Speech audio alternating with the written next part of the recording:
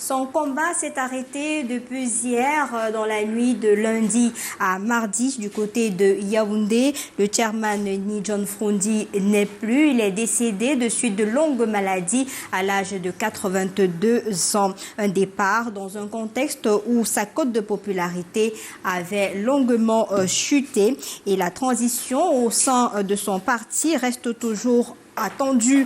En attendant également le programme officiel des obsèques, nous nous intéressons ce soir à l'héritage que laisse ce leader de l'opposition au Cameroun et surtout à la génération des leaders politiques. Mesdames, Messieurs, bonsoir.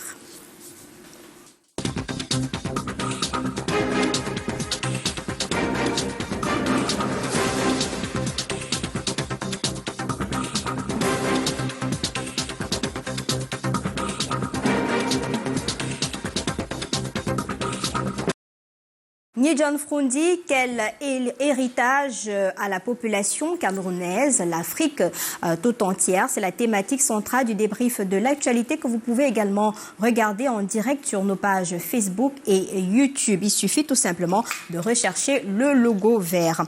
Le panel ne sera pas complet, des indisponibilités de dernière minute, notamment Anissé Kane qui ne sera pas là avec nous, tel que vous l'avez constaté sur l'affiche sur nos pages. Mais nous avons le plaisir de recevoir le président national de APAR qui est déjà là. Célestin Djamène, bonsoir.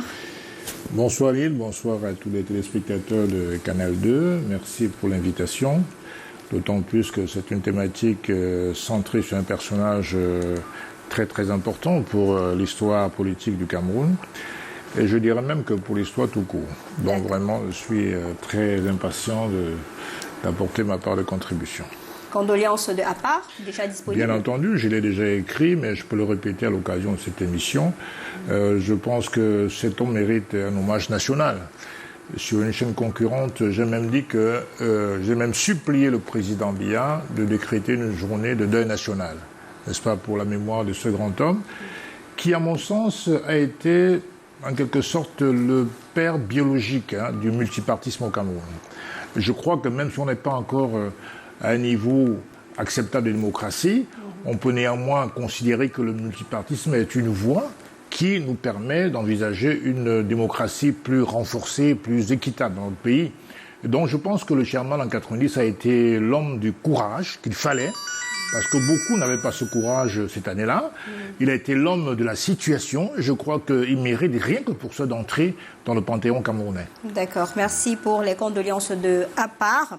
Lui également, il est spécialisé en politique. C'est un témoin de l'histoire de notre pays. Il était au front, d'ailleurs, pour ce multipartisme, liberté d'expression et autres.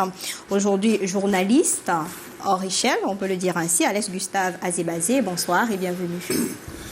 Bonsoir Lille, bonsoir à Célestin et à tous les militants de son parti et du parti dont il a la responsabilité. Bonsoir à tous vos téléspectateurs. Quand vous avez suivi l'annonce du décès du chairman, signé du vice-président, vous vous êtes dit quoi? D'abord, c'est toujours pénible d'apprendre le décès d'une personne, qu'elle soit de la famille biologique ou non, qu'on a connue. Et je peux me vanter, non, pas me vanter, je peux revendiquer, s'il y avait lieu, d'avoir connu le dirigeant, le principal dirigeant du SDF, le président Ni John Frondi. Je l'ai connu dans le cadre de mes activités professionnelles de journaliste. Mais je l'ai connu aussi dans le cadre, quelquefois, des activités qui étaient à la lisière entre le professionnel et le social. Je suis allé, par exemple, lui présenter mes condoléances quand il a perdu son épouse. Je suis allé aux obsèques de son ancien secrétaire général, feu le docteur Siga Sanga. Évidemment, on peut toujours penser que j'allais comme journaliste, mais j'allais parce que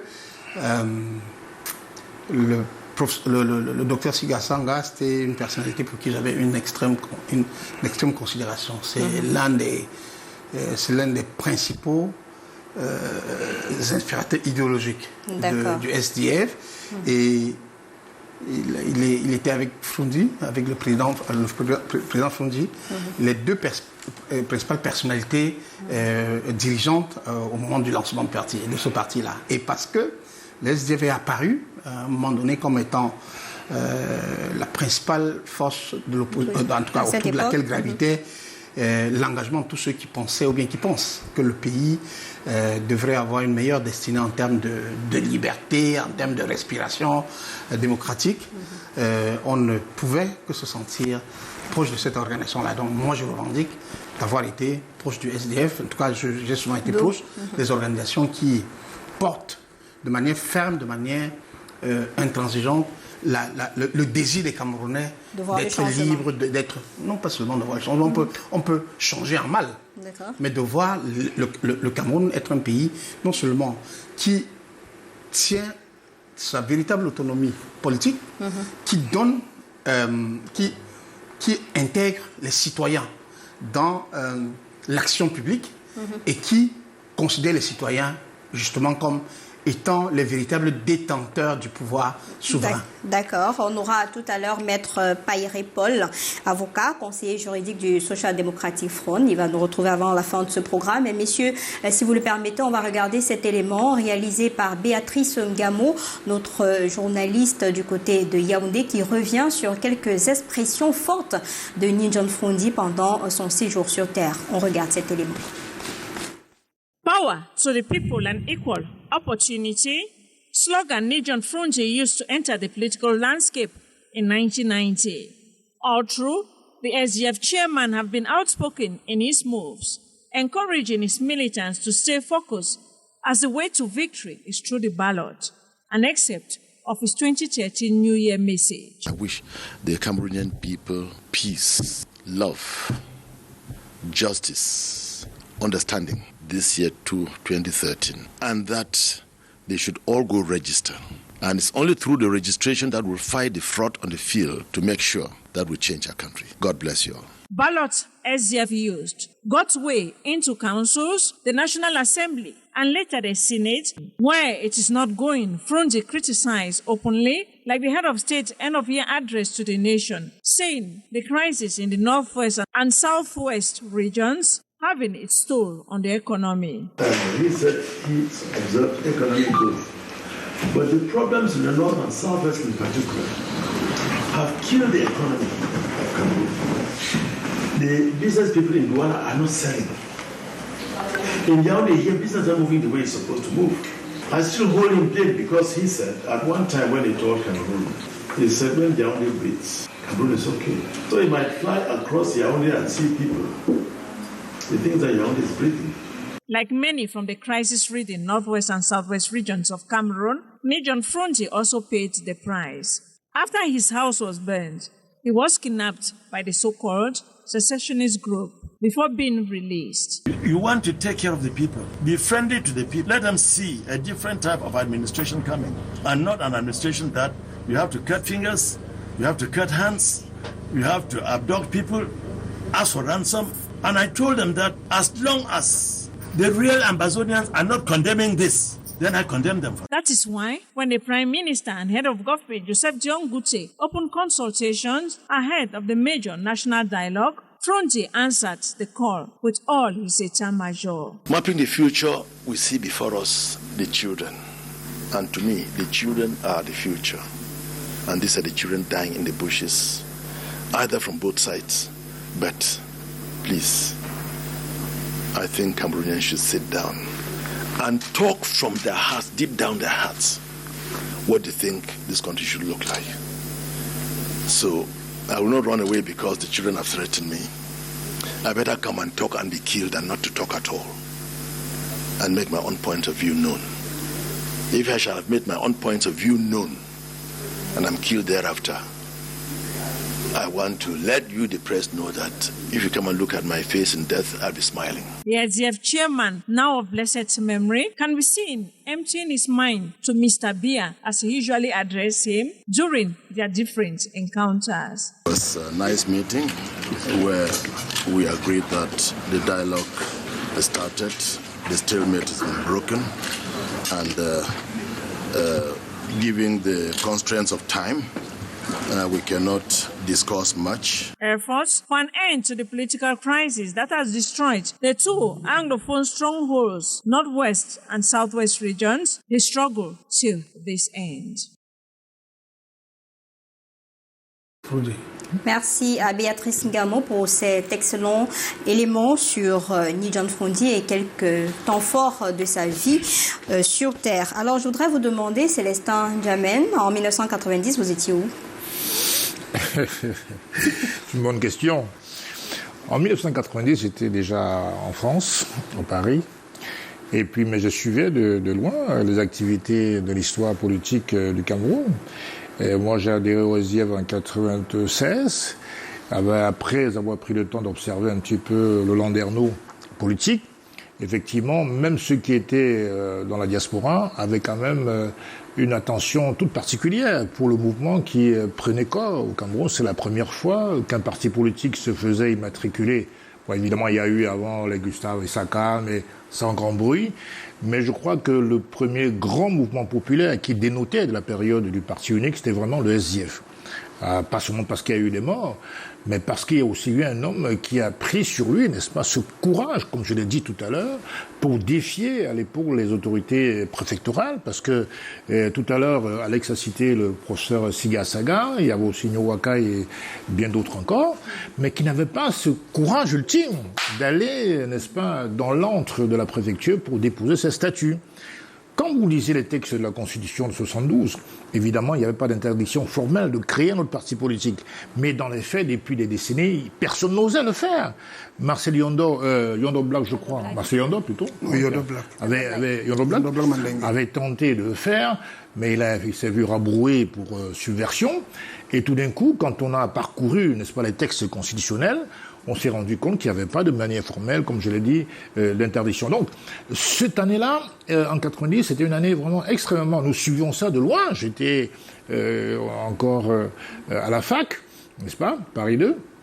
Les gens, on suivait de jour en jour ce qui se passait au Cameroun. Mais il nous a marqué, vraiment par sa bravoure.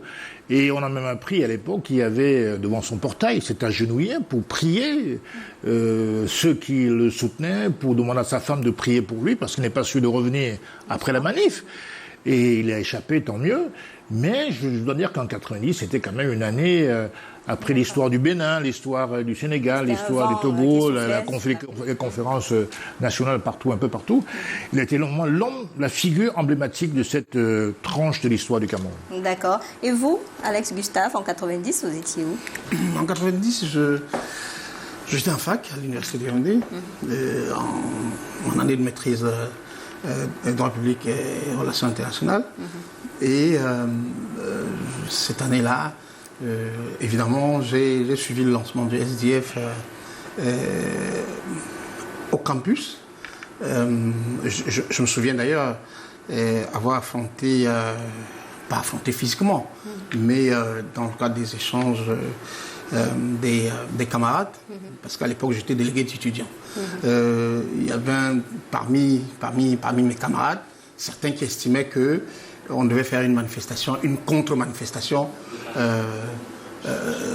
après que un groupe de personnes, mais qui visiblement étaient des étudiants, soit partis du château pour descendre avec des branches de paix.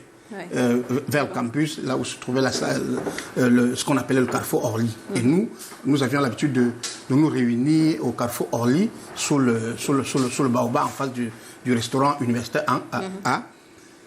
Moi, je dis à mes camarades, je n'ai aucune raison de m'opposer, de m'opposer à ce qui est en train de se passer à Bamenda, parce que, étant étudiant de droit public, je savais que l'un des indicateurs d'une société démocratique, c'était le multipartisme, c'était le pluralisme organique en termes d'association politique.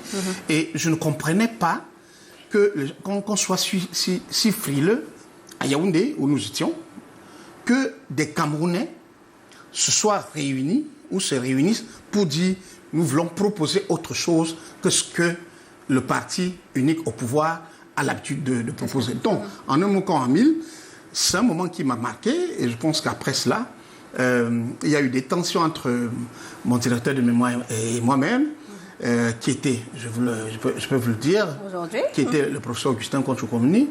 Je suis finalement, il a commencé à me dire, le sujet que vous avez choisi, il ne pourrait pas vous aider à performer en matière de recherche universitaire.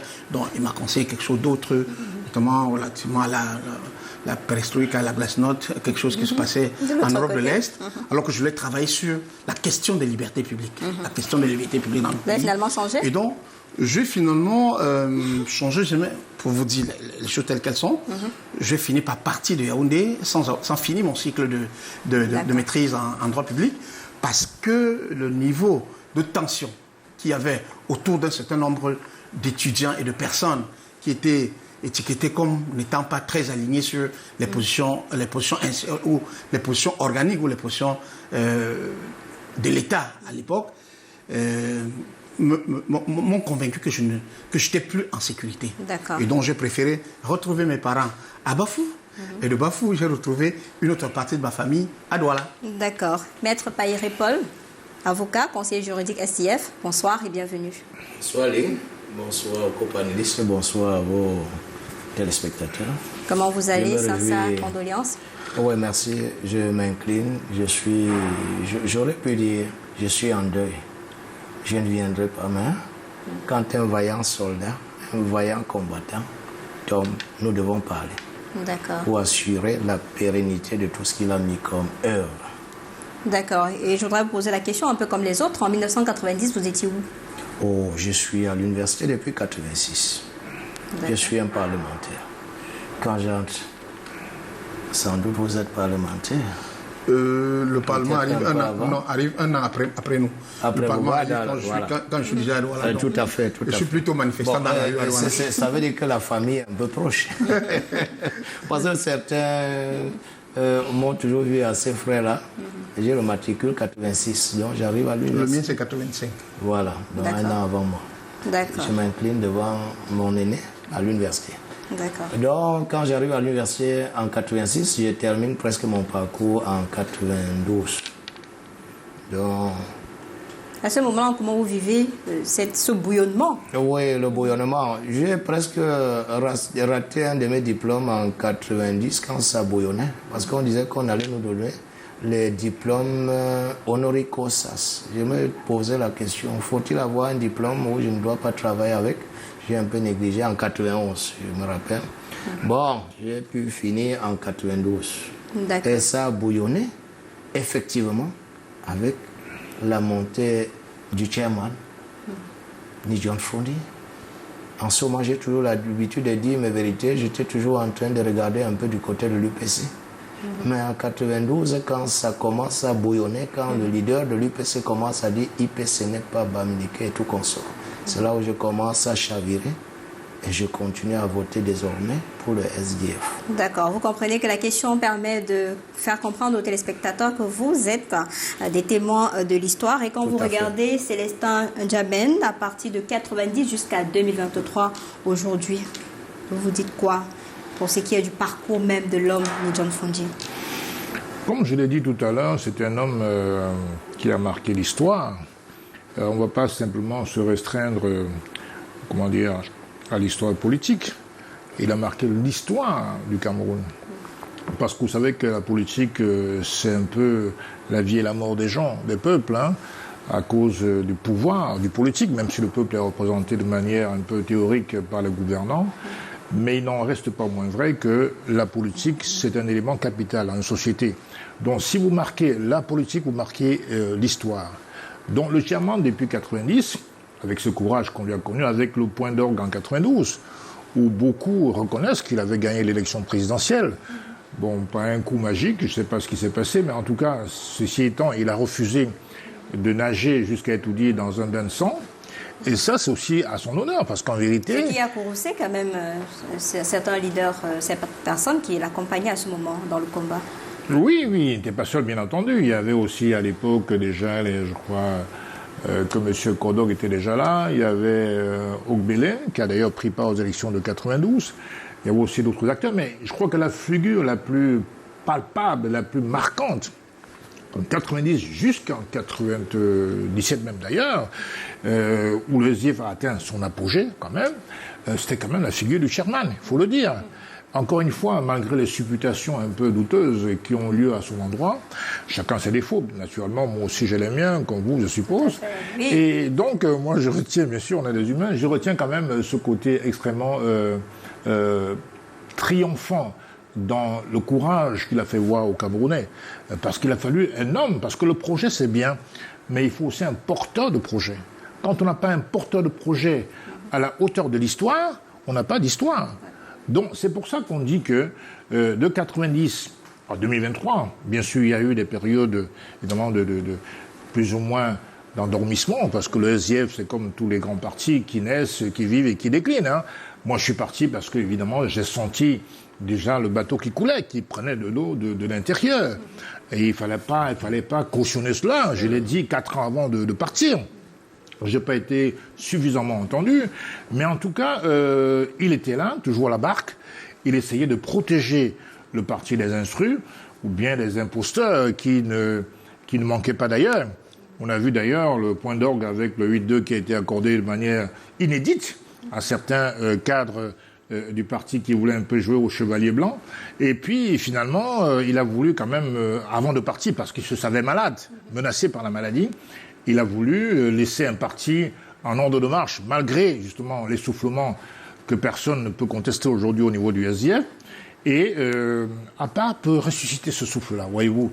Parce que, justement, nous incarnons cette nouvelle opposition. Vous faites bien de le dire. Alors, Alex Gustave, il y a justement un homme qui est resté téméraire, mais au fur et à mesure que le temps passe, les choses se sont dégradées. Est-ce qu'on peut comprendre ces différentes mutations-là? Je pense que Célestin l'a dit de manière un petit peu... je ne veux même pas dire implicite, il a dit, regarde-moi, je pense que la période faste de ce qu'on peut appeler le frondisme, c'est maximum jusqu'en 1997, après les élections législatives. Parce que l'entrée du SDF dans les institutions a totalement, et je dis bien totalement ramolli, comment je vais dire, la haine, l'apparence de détermination que on percevait on percevait de ce parti au travers de sa figure la plus représentative, qui était le président national qui est décédé hier. Et j'ai coutume de dire, et ça c'est pas pour faire procès à une personnalité de cette envergure, le drame de nos leaders, c'est de ne pas se rendre compte qu'on ne peut pas être bon de manière permanente à la même position. Bon à vie. On ne peut pas être bon à vie. C'est-à-dire que si le chairman avait pu trouver des modalités dès l'instant où il est apparu qu'il y avait d'autres figures dans le parti qui ambitionnaient soit de faire autrement ou soit de rester sur la ligne originelle du parti, de cette organisation dont il lui est reconnu d'avoir été le porteur, de l'avoir porté, de l'avoir lancé, de l'avoir lancé dans les conditions que chacun nous sait. Le 26 mai, ce n'est pas un jour... C'est un moment historique. C'est un jour inoubliable dans ce pays. Douloureux. C'est-à-dire que chacun peut dire ce qu'il veut, mais c'est lui qui était au devant de cette journée-là. Donc, entrer dans les institutions et lui, absent de ces institutions, à tout le moins, à titre personnel, il est apparu comme si, sans doute, il avait mandaté des gens, notamment les élus du parti, pour faire un job, mais sur lequel on avait, les analystes, les observateurs, avaient souvent de la peine à comprendre la cohérence de ce que les gens faisaient entre ce qui était dit hors des institutions et les pratiques, les attitudes qu'on a développées dès l'instant où on est entré. Je prends juste un exemple, un indicateur. En juin 1997, lors de de la première entrée du SDF, des 43 députés élus sous la bannière du SDF à l'Assemblée nationale. Alors que on a fait campagne sur le changement au sein des institutions. Quel est le premier acte que le groupe parlementaire SDF, parce qu'il avait un groupe parlementaire à l'époque, avec plus de 15 députés, on avait un groupe parlementaire. Il avait 43 députés dont il avait le groupe. D'ailleurs, il était le seul parti d'opposition qui avait un groupe, puisque l'UNDP qui avait un groupe, c'était rallié au parti au pouvoir, en tout cas au RDPC. Le premier acte d'entrée parlementaire du SDF, c'est de voter dans le même sens que le RDPC. Le bureau, s'il vous plaît. Je vais finir. Laissez-le terminer. Je vais finir. Vous allez revenir. Je vais finir. Je ne sais pas si c'était un procès contre Froundi. Non, s'il vous plaît. S'il vous plaît. Respectez la mémoire. Non. Vous n'avez pas. La mémoire du monde ne m'autorise pas, moi. Maître Payéré. Non, s'il vous plaît. Non. Maître Payéré, s'il vous plaît. Je voudrais vous rappeler les règles de cette émission. Vous prenez les notes. Vous attendez votre temps de parole. Tout à fait. Voilà. J'ai tellement faim de parler. Non. Laissez. Vous aurez votre tour de parole. Il est possible que vous puissiez. Non, mais chacun et on respecte les idées des uns et des autres. Et vous contrediriez ce que je suis en train de dire si vous avez. Et on respecte les éléments idées des uns et factuels. des autres. Je dis donc que. Vous savez, un des éléments, un des marqueurs de la différence en Assemblée, c'est le vote des structures ou des structures dirigeantes de cette institution-là. Le règlement intérieur de l'Assemblée nationale donne droit à toutes les sensibilités présentes dans une assemblée, au Cameroun à tout le moins, de faire partie du bureau de l'Assemblée nationale. Du coup, vous n'avez aucune obligation de voter vous n'avez aucune obligation de voter pour vos adversaires. Mais nous avons été surpris, et même c'était un choc de voir que le SDF, qui avait bel et bien droit à des postes de vice-président, à des postes de secrétaire ou questeur, est allé au point de voter, de donner tous ces 43 votes. Il n'a pas présenté de candidat à la présidence de l'Assemblée, ce qui ne lui est pas interdit. On ne présente pas un candidat forcément pour être élu. C'est pour marquer sa différence, sa ligne. Et généralement, vous le voyez, même ailleurs, dans les groupes minoritaires présents. Vous avez vu lors de l'élection du président du Congrès, de la Chambre des représentants aux États-Unis, qui a connu 17 tours de vote, 15 tours de vote. D'accord. Et pourtant, les démocrates savaient qu'ils ne gagneraient jamais cette élection parce qu'ils étaient minoritaires, ils étaient sortis minoritaires dans les élections de mi-mandat. D'accord. Qu'est-ce que je veux dire? C'est des éléments qui ont pu brouiller l'image que le SDF avait comment je vais dire, le SDF sur le chairman avait vendu à l'opinion et qui nous avait amené, parce que nous votions SDF. Moi, j'ai voté SDF en 92. Il y a beaucoup de témoignages depuis hier de personnes qui ont voté pour le SDF. Mais dès ce jour-là, je peux vous garantir que je n'ai plus jamais voté SDF. Non, j'ai voté en 2002 pour mes amis du SDF qui étaient à Douala 5e. Parce que je vis là-bas. Je n'avais pas le choix. Il n'y avait pas d'autre liste qui me convainquait. D'accord. Donc, cette situation-là a pu faire en sorte que l'héritage... Bon, en dehors du courage du SDF au lancement, aujourd'hui, quand on recherche, parce que ce courage a permis que le multipartisme effectif soit sans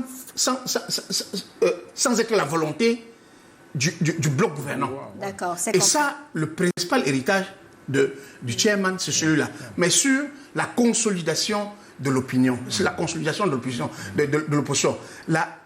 le développement d'un bloc véritablement différent du parti au pouvoir, on recherche encore. C'est compris. Maître Payéré, lorsque vous écoutez ce développement, on pourrait comprendre donc que depuis l'annonce de son décès, avec plus de 30 années d'admiration, que les choses soient un peu mitigées par rapport à ce qui pourrait laisser comme héritage aux générations à venir. Oui, je ne voudrais pas, vous m'avez vu un peu élever le ton. Je ne voudrais pas qu'on vienne ici faire un procès de Froundi. Froundi, c'est quelqu'un qui a acquis. C'est une icône. Vous respectez les idées des uns et des autres. Une icône de l'opposition camerounaise. à l'heure actuelle, on ne peut pas dire quelqu'un a rivalisé Froundi. Froundi, vraiment, c'est un monsieur, je pensais venir autour de ce plateau. Il a bien fait de dire, monsieur Zébazé, il a bien fait de dire depuis un certain temps, il ne vote que ses amis. On vote l'idée d'un parti, on vote des amis. Ça, c'est une analyse très partialiste. Et je voudrais dire... Mais le vote peut être sentimentaliste. Oui, bien sûr. S'il n'y a pas les idées. Quand vous votez qui? C'est de quel parti? Ce n'est pas l'objet du débat. Je vais donc dire, oui, parce qu'il fallait que je relève cela pour dire, on ne peut pas parler de Froundi d'une manière mitigée. Donnez-moi le même temps, chronométré. J'ai à dire. Et je suis même le principal acteur sur ce plateau parce que on veut parler, on veut scanner mon... Non, ça ne vous donne pas le droit d'être supérieur à un ou donc c'est pour dire... On respecte les idées des Froundi aujourd'hui, ce monsieur, cette icône, on ne saurait parler de ce monsieur n'importe comment. Il a pu, et c'est bien, il le dit, il a pu placer des gens. Vous ne l'avez jamais vu autour de la table pour manger. Okay. Il a pu le faire. Et ce n'est pas facile pour que 30 ans dans ce système où la machine à broyer en face que Froundi aujourd'hui, avec tout ce qu'il a pu faire. Parlons de ce que Froundi a fait, parce qu'il a tracé des pistes. Et nous sommes en train de suivre ces pistes. Aujourd'hui, la démocratie, on peut dire le multipartisme est venu d'une bonne partie à cause de Froundi. Je me rappelle, quand nous parlons de ces années 90, nous étions à l'université car on a entendu des anglophones chanter. On est sorti. On s'est rendu compte qu'il y avait des choses qui devaient changer. Pendant ce temps, il y avait des Camerounais qui bataillaient corps et âme pour le monopartisme. Et pendant ce temps, des camarades, des universitaires, et autant que le SDF, dans sa branche, c'est là où j'ai commencé à suivre le nom SDF. Donc quand Froundi prend le courage, je crois que mon ami Jamen a parlé tout à l'heure, il faut un porteur de projet. Vous pouvez avoir de bonnes idées, mais il n'y a pas un courageux pour se mettre devant et bomber la poitrine pour dire je prends le risque. Nous aujourd'hui, quand nous voyons Froundi a souffert le martyre. Quand il était assigné à résidence, combien d'opposants camerounais étaient à sa place? C'est lui qui subissait. Ce monsieur, c'est un monsieur qui a fait beaucoup de choses. Aujourd'hui, le SDF, c'est un parti à admirer. Ce n'est pas parce que je suis du SDF. Je vous ai dit, j'intègre proprement le SDF. J'ai toujours voté depuis 92 machin. Mais sans avoir la carte du SDF. J'intègre le SDF en 99. Quand j'analyse, je vois le courant politique Samani, j'intègre en 99 entièrement comme socialiste. Donc quand j'intègre, et quand aujourd'hui, votre thème, parce que vous avez parlé, vous avez titré Héritage de Ni John Froundi. Il a tracé des chemins. Nous sommes aujourd'hui, avec cette démocratie, nous avons ce courage de pouvoir parler. Le SDF, nous savons, je ne veux pas décrypter tout ce qui s'est passé. Ce SDF qui vient avec tout ce qui se passe aujourd'hui, elle est quand même... Mais c'est à vous de les décrypter, hein, parce que c'est quand même vous qui êtes SDF. C'est normal, bien sûr. L'impression que et c'est ça qu'il faut que l'homme qui part. Il faut que l'homme qui parte, qu'on sache qu'il a fait ceci. Mais parlons donc de ça. La suite, nous allons continuer dans tous les couloirs tracés par ce monsieur. Oui, il n'est pas question de pouvoir venir ici. Non, sauf que vous n'allez pas nous empêcher. Il a placé des députés. Oui, contrôler ou ne contrôler pas. C'est un peu bizarre. Non, je voudrais qu'on soit clair sur ce plateau. Oui. Vous deviez respecter les idées des uns et des autres. Tout à fait, je respecte. Vous n'allez pas empêcher aux gens de Je n'ai pas empêché, je n'ai pas retiré la parole. Paul dit que mais je suis en train d'analyser cette émission est faite pour dire que Froundi est une icône, on ne dit plus rien d'autre. Au-delà, Célestin Jamel, au-delà de... Non, pas laisser parler, il faut dire des choses qui cadrent avec cette icône. On a compris, mais ça n'empêche aux uns aux autres d'analyser également le parcours de l'homme sur le terrain. Vraiment, c'est que quelqu'un là encore couché. Non, s'il vous plaît. On se met à faire une passer les émotions, il faut bien. Parcimonieuse et partialiste de cet individu. On ne vient pas ici pour gérer les comptes. Non, s'il vous plaît, je vous supplie d'être... Non, s'il vous plaît. Il y a un règlement sur ce plateau et je vous prie de respecter ce règlement-là. Donc, merci d'être discipliné, s'il vous plaît. Au-delà de l'émotion, il faut véritablement qu'on analyse froidement ce que Ni John Froundi laisse comme héritage. Il part quand même dans un contexte assez particulier. C'est-à-dire que où la cote de popularité du SDF n'est plus comme aux années 90-97 et que au sein de son parti, il y a quand même une crise qu'on ne saurait ignorer. Tout à fait. D'abord, permettez-moi, cher Lille, de rappeler que nous sommes ici sur le plateau 3 principaux invités. Il n'y a pas un invité supérieur à l'autre. C'est une question de base, de bon sens. Le fait que tu sois SDF, mon cher ami, ne fait pas de toi un invité supérieur. Ceci étant dit, je pense que la question mérite toute la pertinence d'être posée parce que, en vérité, le chairman a été, comme on l'a dit tout à l'heure, au centre du changement historique de la politique au Cameroun. On ne peut pas le nier. On peut citer autant d'acteurs qu'on voudra, mais on ne peut pas éviter, esquiver ce personnage. Parce qu'au-delà d'être un homme politique, on va dire, ordinaire, c'est d'abord un personnage, par sa manière de faire.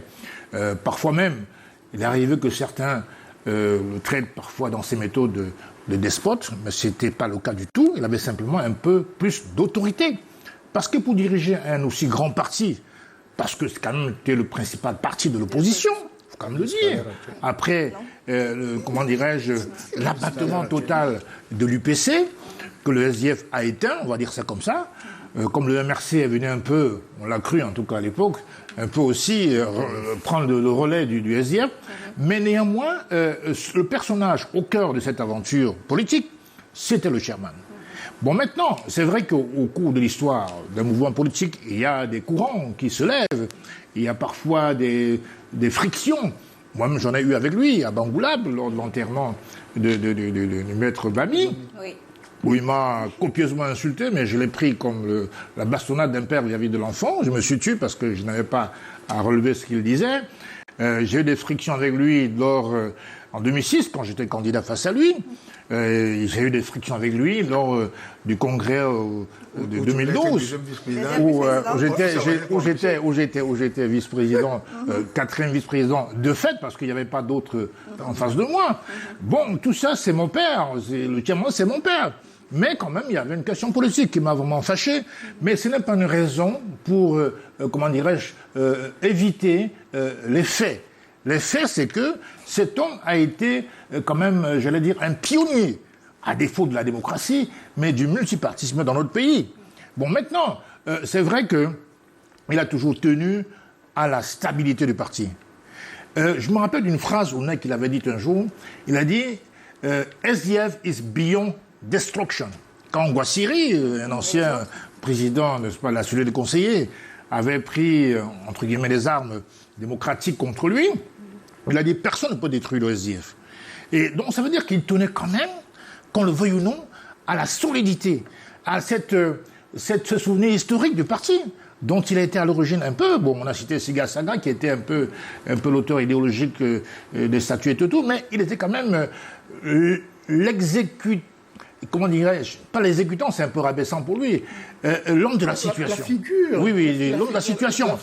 Parce que c'était ça le plus compliqué. Vous aviez des professeurs, les Vincent Féco, les Nyuakai, les Siga Saga, les Aléosis Tebo. Les Carlson Anyangwe. Qui étaient des enseignants qui avaient peur. Même Ngouassiri était membre de la cellule. Mais les choses ont évolué. Et donc, les caméras ont fixé l'objectif ce jour-là, 90, il y a 33 ans, sur le chairman, et c'est comme ça qu'il rentre dans l'histoire. L'histoire est souvent faite comme ça, n'est-ce pas, des figures emblématiques qui sont happées par la foule, et puis qui continuent. Maintenant, je veux dire, sur les crises au sein du SDF, bon, ça c'est inévitable, l'UPC l'a connu, hein. Il y a eu l'UPC qui a connu ça, il y a même un président de parti qui a abandonné son propre parti, je ne vais pas le citer, mais vous savez à qui je fais allusion. Donc il arrive que certains partis politiques connaissent souvent ça. Là maintenant, le G27 qui a pris les armes contre lui, là encore c'est le souci de garder le parti intact. C'est pas pour faire la passe à l'honorable Joshua aussi, mais c'est parce qu'il voulait garder ce bloc. Il voulait éviter l'UPCisation du SDF. Et je crois qu'il est quand même parti la conscience un peu tranquille. Parce qu'au moins, il sait aujourd'hui qu'il n'y a pas des courants, on va dire, factieux ou suicidaires au sein de son parti, le parti qu'il a laissé. C'était aussi le legs qu'il fallait qu'il laisse un petit peu, puisqu'au niveau du vote, il y a eu une chute libre, quasiment, au point que même à Douala premier, où le SDF était toujours quasiment premier. Ils sont passés derrière Cabral Libya en 2018. Quand même assez catastrophique, je veux dire. Donc voilà un peu sur le plan politique l'évolution du SDF. Mais il faut saluer, et je rappelle, même si je salue la mémoire du chairman, parce que c'est un cas, c'est ma conviction la plus intime, tout le monde n'aime pas tout le monde. Le chairman n'est pas aimé par tout le monde. On a même le droit de froisser les icônes. On a vu même aux États-Unis, les gens s'en prennent à Mohamed Ali. Pourtant, c'est une icône américaine, même mondiale. Donc, ne sois pas surpris, mon cher ami Paul, que des gens taquinent un peu la mémoire du chairman. Ça arrive très régulièrement. Encore qu'Alex ne l'a pas fait. Il essaie de décrire une situation parce qu'il était dans l'histoire médiatique qu'il a vécu ça quasiment au jour le jour. Voilà. Alex Gustave, il y a quand même des gens depuis hier qui pensent que Ni John Frondi a raté sa sortie au regard de ce qui se passe au sein de son parti avec cette transition presque ratée entre guillemets, et aussi la classe politique, la jeune classe politique qui n'a véritablement pas récupéré de la force, de la poigne de Ni John Frondi. C'est bizarre. Je risque d'être plusieurs fois d'accord avec Célestin sur ce plateau. Moi, c'est bizarre. C'est des temps, c'était assez rare. C'est bizarre.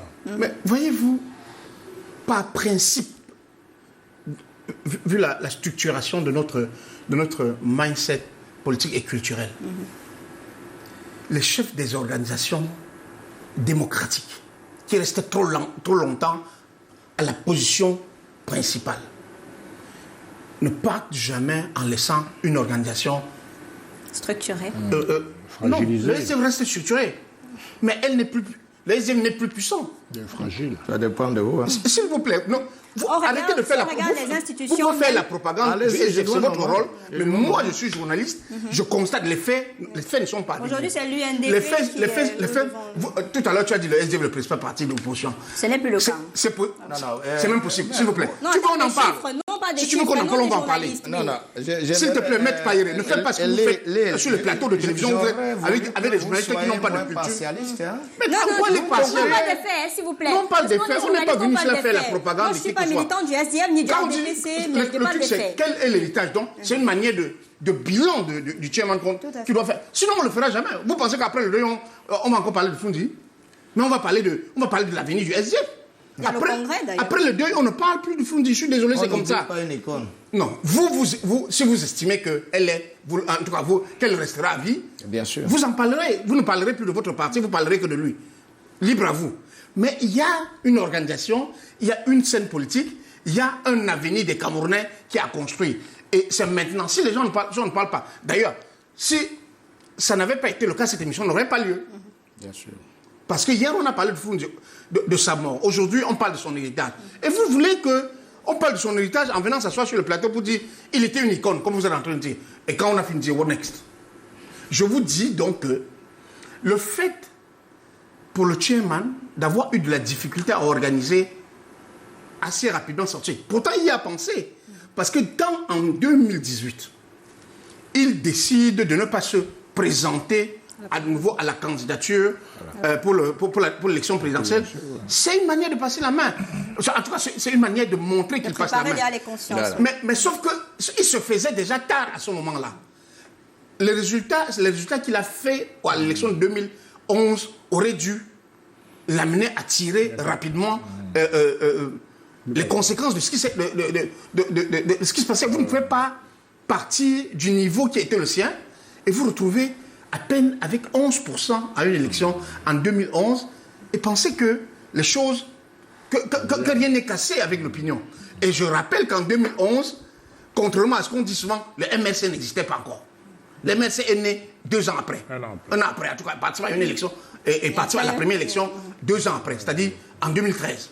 Donc, en 2011, quand le SDF quand le candidat du SDF, qui est le chairman John Frondi, fait 10, quelque chose, donc moins de 11% à une élection présidentielle, pour quelqu'un qui a gagné, et je le dis parce que j'étais observateur à cette élection de 1990, Frondi a gagné de 92, Frondi a gagné dans les urnes, mais au plan institutionnel, ça n'a pas été traduit par les institutions de la République. Je respecte cela, mais on ne peut pas nous empêcher, vu les migments qui ont eu lieu, de dire que il y a quelque chose de pas sain qui s'est passé en 92. Qu'il soit descendu à un tel niveau et être passé 7 ans avant d'envisager passer la main, ça n'a pas du tout aidé comment je dis, la régénération dont avait besoin le SDF assez rapidement pour préparer l'élection présidentielle de 2018. Évidemment, on va toujours essayer d'expliquer les résultats du SDF de 2018 par la crise dans ce qu'on appelle ces bastions. Oui. Mais sauf que la déclinaison, la décroissance en termes de résultats, en termes de sièges, en termes de pourcentage obtenus par cette personnalité-là et le parti sous sa direction ne conforte pas systématiquement ceux qui disent que c'est uniquement la crise. Parce que le RDPC a battu le SDF dans le Nord-Ouest, y compris dans le Nord-Ouest, avant la crise anglophone. D'accord, c'est bien compris. Alors, Maître Payere, vous avez la possibilité de parler maintenant. Il y a que tout le monde reconnaît Ni John Frondi, sa personnalité, sa puissance, mais il y a qu'on s'interroge sur le contexte même de sa disparition. Maintenant qu'il part, il y a quand même un héritage qu'il laisse pour l'avenir, mais le contexte est suffisamment mitigé. Pourquoi mitigé? Si vous avez la récitation de La Fontaine, un riche laboureur sentant sa mort prochaine, fit venir ses enfants, leur parla sans témoin. Et la suite, Frondi, c'est quelqu'un de méticuleux, quelqu'un de prévoyant. Il a des querelles internes au sein de tous les partis. Ce n'est pas au sein du SDF. Par ses enfants? Oui. Et quand il a laissé ce trésor, il a dit, allez creuser, bêcher. Ne laissez nul endroit où la main ne passe et repasse. Voilà ce que le chairman nous laisse aujourd'hui. Il a pris la peine. C'est bien beau. J'ai compris déjà. Il n'est pas le candidat naturel du SDF. Chaque fois qu'il s'est présenté à une élection, on part toujours aux élections. Préélection. Pour choisir. Et en 2018, il prend la peine de mettre un jeune. Il y avait un score catastrophique. Qu'est-ce qu'il y a à l'origine? Allez-y. C'est le même bastion qui secoue aujourd'hui le SDF. Tu crois qu'on peut UPCiser le SDF? Le SDF ne sera jamais UPCisé. Le SDF garde bien ses fondamentaux. Et ses fondations sont solides. Nous ne sommes pas là. Vous avez vu? Frondi, à la veille, depuis un certain temps, il est malade. Il a envoyé les gens en mission pour renouveler les structures du parti. Les gens ont voulu être des régionaux qui s'asseyaient pour faire des commissions cooptées et savamment dosées pour aller se représenter. Le NEC a décidé qu'il fallait envoyer des commissions NEC, des délégués NEC. Et c'est ça, c'est en train de se renouveler. Nous sommes aujourd'hui. Quand je vois des gens dire que le SDF peut être l'UPC, je dis non. Le SDF demeure solide et nous sommes en train d'aller, parce que à l'heure actuelle, je crois, il ne reste que le littoral, l'ouest, et je crois dans une moindre mesure, Garoua, où un élu a été envoyé, il n'a pas pu aller pour créer son 8-2. Le SDF, ce n'est pas ce parti qu'on voit toujours comme si ça imite un autre parti. Nous sommes aujourd'hui, nous allons vers le 10e congrès. Le SDF, après ces réunions, le rapport sort le lendemain. Vous les journalistes, vous savez que le lendemain, vous avez le rapport. Allez voir ailleurs, même le parti au pouvoir ne fait pas ça. Alors voilà les plantations que le chairman John Frondi a laissées aux militants du SDF qui doivent essayer d'engraisser et de pouvoir récolter de bons fruits. Et pour ce qui est de la transition, ça se prépare bien parce que lui, il avait une volonté vraiment de mettre un successeur. Il a bien voulu. À mon sens, il a bien voulu être là. Et c'est pourquoi il a réglé cela. Je dis donc il ne part pas. Parce que quand tout à l'heure, on a parlé d'une sortie ratée, donc ça rectifie. C'est l'opinion. La sortie n'est pas ratée. Le chairman a mis sur pied des stratégies pour que le SDF ne puisse pas sombrer. Donc vous allez en suivant tous les couloirs. Le SDF ne pourra... Certains veulent sombrer le SDF. Et il y a toujours, dans ce pays, quand le SDF rivalisait même avec l'UPC. On n'a jamais suivi certains mots comme on a tué un parti politique. Non. C'est la présence sur le terrain qui peut dire que je suis présent. J'ai anéanti telle personne. Mais on est arrivé ici à un niveau où ceux qui galvanisent, qui sont venus avec la théorie des morts des partis. On a tué les SDF. Mais vous êtes quand même conscient que vous n'êtes plus la deuxième force politique. Non, c'est la deuxième force. Non, on regarde des chiffres au niveau des représentations. Au niveau des représentations, au niveau des institutions de la République. Oui. Et qui est là? Celui que vous qualifiez de peut-être la force... Actuellement, en termes de chiffres, c'est l'UNDP. Hein? L'UNDP, mais c'est un parti aligné. Non, pas dans les chiffres. Nous, comprenez un peu? Non, je parle de ça, c'est la majorité présidentielle. Oui, si vous voulez parler de l'opposition, à l'heure actuelle, l'opposition, quel est le parti qui a fait plus que le SDF dans ce pays? Le PCRN a plus. Il y a un parti qui se vante aujourd'hui. Il y a un parti qui se targue d'être le principal parti d'opposition. Non, on parle avec les institutions. Qui a pris toujours, leur seul élu a été, il sortait d'où? Tout du SDF. Vraiment, respectons le SDF. Comment vous dites les pieds, M. Azébazé? Parlons sans phare. Si vous êtes de ce parti, élevons un peu la discussion. mais le débat est élevé. Il faut qu'on se... Non, on parle en termes de représentativité dans les institutions. Parler de Froundi... Non, les élus du SDF, la plupart des élus du SDF sortent du RDPC. Est-ce qu'on dirait que le RDPC... Et même Ni John Frondi était au RDPC avant de venir... On va parler donc... Le débat est élevé, très élevé d'ailleurs. Il faut qu'on essaie de comprendre. L'icône s'en est allé. Je voudrais rappeler que je ne peux pas empêcher mon ami Melko Paéré d'être enthousiaste. Tout à fait normal de la part des militants, le contraire serait un peu inquiétant. Mais l'enthousiasme ne remplace pas l'analyse des faits, l'analyse têtue des faits. Aujourd'hui, par exemple, sur le plan strictement des résultats électoraux, vous prenez le PCRN par exemple, on met de côté l'UNDP qui est majorité présidentielle. On met de côté le MRC qui n'est pas allé aux élections. Voilà. Parce que vous considérez que en termes, sans remettre en cause le passé historique d'un grand parti que le SDF, le PCRN par exemple a 5 députés, à ex-aequo d'ailleurs avec le SDF, encore que Nietzsche ne l'est plus. Parce que il a démissionné. Encore qu'il a démissionné. Donc il ne peut plus voter pour son ex-parti. Et puis, le PCRN a quand même beaucoup plus de mairies, je suppose. Oui, tout à fait. Donc, en termes de chiffres, le deuxième parti en termes de chiffres électoraux, c'est le PCRN. Deuxième parti d'opposition. Non, le premier.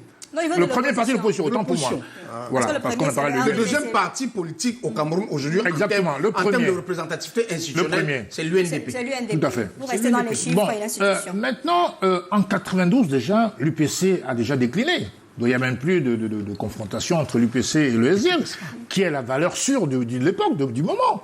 Donc il faut dire la chose, ça c'est l'histoire. Maintenant, je crois qu'il faut analyser à froid, en termes d'héritage. Le chairman, c'est vrai, le dernier acte majeur qu'il a posé, c'était l'exclusion ou l'auto-exclusion de 27 ou 36 membres du SDF. Donc il s'est rassuré un peu, il s'est donné bonne conscience. Mais dans le fond, quand un parti politique, aux élections présidentielles de 2018, fait 3%, alors que le chairman a gagné les élections présidentielles selon beaucoup de sources, en 92, n'est-ce pas, à plus de 39%, ça interpelle quand même, ça interpelle. Ça veut dire qu'il y a une chute, quasiment une chute libre. Donc les analystes politiques que représentent vous, Lille et Alex, ne peuvent que analyser avec ces données statistiques. Donc aujourd'hui, est-ce qu'il y aura suffisamment de personnes capables de restaurer ou de relever l'image, je vais dire antique, mais le mot est mal adapté, l'image ancienne du SDF? Ça, je laisse aux militants actuels de le faire. Mais constatons qu'aujourd'hui, le SDF est dans une phase d'essoufflement très avancée. Et c'est pour ça qu'APA arrive, justement, pour redonner une nouvelle dynamique, un nouveau souffle, justement, aux landernes politiques camerounais. Parce qu'en vérité, quelle que soit la jeunesse de notre existence, légale, bien entendu, il n'en demeure pas moins vrai qu'aujourd'hui, quand on parle de partis politiques qui ont envie de rénover les choses, parce que, au regard de mon expérience dans les 2 importants partis que vous connaissez, je peux dire que j'ai vu les erreurs qui ont été commises. D'accord, comprenez. Et donc, avec ces erreurs-là, je pense qu'au niveau de APA, nous proposons une offre politique qui est beaucoup plus intéressante. Messieurs, vous avez 3 minutes pour sortir, parce que le temps passe très vite. On va partager ces 3 minutes entre vous deux. Qu'est-ce qu'il faudrait? What next? Je fais partie de ceux qui considèrent que le chairman Frondi ayant assuré, je parle de l'héritage politique, pas l'héritage privé. Oui. Ça ne m'intéresse pas, c'est sa famille. Donc lui, il m'intéresse en tant que personnage public, donc politique. S'étant rassuré en mettant de côté tous ceux qui contestaient désormais son orientation, le parti est entre les mains de ceux qu'il a choisis. D'accord. Et il reste à ceux-là de ne pas penser qu'ils ont hérité d'un bien personnel qu'ils vont garder par devant eux et ne pas imaginer des formes pour faire mieux que Frondi. Parce que, et ça c'est une interpellation que j'adresse à un autre ami que j'ai dans le SDF, aussi. D'accord. Aussi, c'est un ami, que ça peut être C'est bien ou non. compris. Merci beaucoup. Il est le premier vice-président. Il a une responsabilité. D'ailleurs, c'est lui qui organise le congrès maintenant que le président Merci Alex, c'est compris. Donc, alors, il a la responsabilité de relever ce parti-là. Ce n'est pas aussi qui organise le congrès. C'est pas possible. Il y a un PCO pour l'organisation. Oui, on a compris. Le dernier mot. On n'a pas encore élu de nouveau président. Je ne sais même pas. C'est lui qui est le président du parti en ce moment. C'est lui qui assure la vacance. Arrêtez aussi. C'est lui qui assure la vacance. C'est lui qui assure. Vous savez combien de candidats c'est? Non, c'est lui qui assure. C'est vous qui votez. Mais arrêtez de dire pas. Mais le congrès n'a pas encore lieu. Mais vous savez pas pourquoi. Le congrès n'a pas encore lieu. Alex, on l'a compris. Vous êtes destructeur de SDF, mais vous aussi est le président par intérim. Ça ne se passe pas comme vous croyez. Merci beaucoup, on l'a compris. Alex, merci. Oui, ça veut dire qu'on vote. Ok, ça veut dire on ira là-bas et vous ne connaissez même pas encore les candidats. Merci beaucoup. Et ce n'est pas le aussi qui organise. Détrompez-vous. Merci beaucoup, Maître Païré. Qui assure la direction du SDF à l'heure où nous parlons? Qui assure la direction du SDF? Ne déclarez pas des... S'il vous plaît, messieurs. Maître Païré. Monsieur le conseiller juridique national. Bien sûr, je le Qui suis. assure la représentation du SDF? Alex, s'il vous plaît. C'est le vice-président à l'heure actuelle. C'est ça qu'on a. Et celui qui organise, mesdames, c'est le messieurs, PCO du Congrès. s'il vous plaît. Permettez d'être audible sur ce plateau. Laissez-moi conclure l'émission. audible. Mesdames, messieurs, merci d'avoir regardé ce programme. Je vous retrouve demain avec d'autres invités. Païré. Moi, chose que vous faites.